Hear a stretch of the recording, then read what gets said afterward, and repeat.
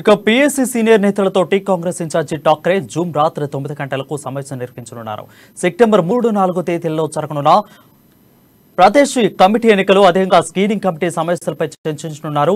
రాష్ట్రంలో జరుగుతున్న తాజా రాజకీయాలు, వరుస భేటీలపై చర్చించే అవకాశం ఉన్నట్లు తెలుస్తుంది. కాగా 3, 4, 5వ తేదీలలో పీఎస్సీ కమిటీ, స్క్రీనింగ్ కమిటీలతో వరుస సమావేశాలు నిర్వహించనున్నారు.